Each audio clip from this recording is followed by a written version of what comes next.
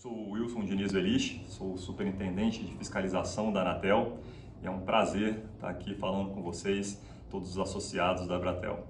Superintendente, recentemente a Anatel aprovou o novo regulamento de fiscalização. Conta pra gente o que esse regulamento vai impactar na vida do radiodifusor. Bem, o regulamento de fiscalização regulatória da Anatel, ele busca trazer uma mudança de cultura da própria agência e também dos regulados no que tange ao controle de obrigações da Anatel. Então, a lógica agora é a lógica da responsividade, ou seja, orientação, educação do setor de telecomunicações, do setor de radiodifusão, para que eles saibam quais são suas obrigações e saibam como agir em relação às suas obrigações. Obviamente, a lógica da responsividade ela depende muito do próprio setor, né? Tem vários tipos de regulados e cada regulado tem uma atuação diferente. Então, para algumas pessoas e para alguns tipos de entidades, determinados tipos de ferramentas podem ser utilizadas, das menos coercitivas até as mais coercitivas. Então, obviamente, a postura do regulado é muito importante também nessa nova cultura, nessa nova lógica.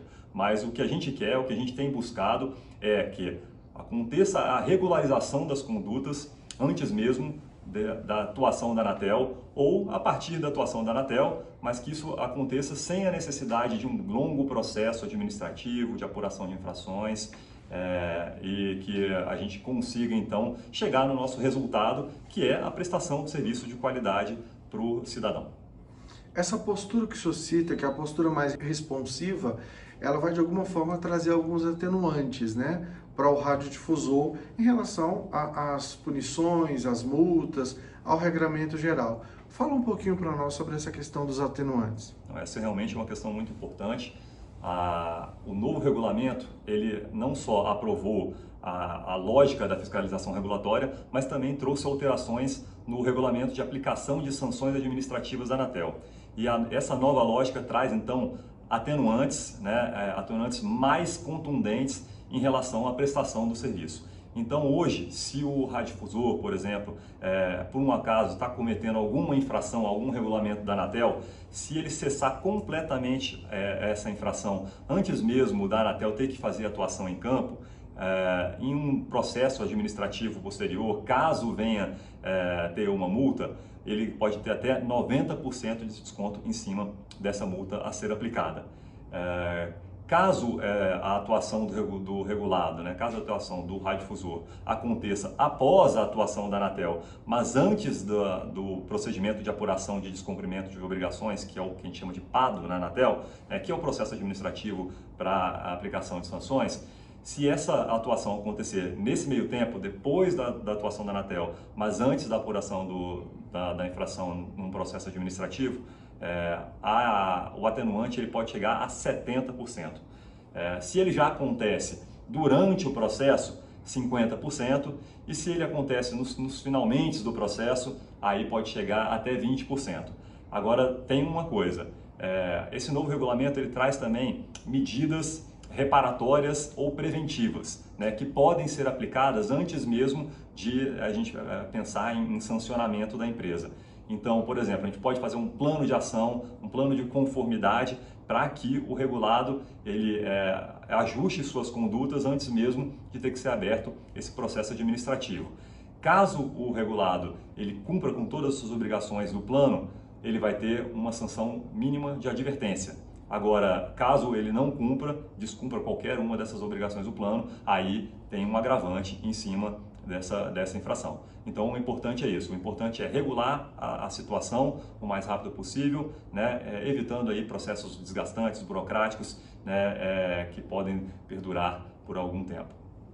E esses benefícios, né, desse novo regulamento, pode ser utilizado por todos os radiodifusores ou tem alguma exceção?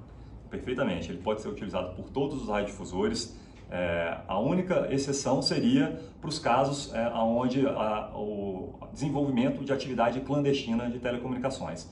Aqueles casos onde a operadora ou o radiodifusor está operando sem a outorga do Ministério, né, ou sem a autorização de uso de radiofrequência da Anatel. Nesses casos, pela própria LGT, está sendo cometido um crime, né? Então é bom deixar isso bem enfatizado. O desenvolvimento de atividade clandestina de telecomunicações, operar sem as autorizações de radiofrequência ou a outorga do Ministério, é um crime previsto na LGT e para esses casos não há como se falar em atenuantes. Perfeito. Então, só para a gente trazer para uma forma mais prática, mais didática.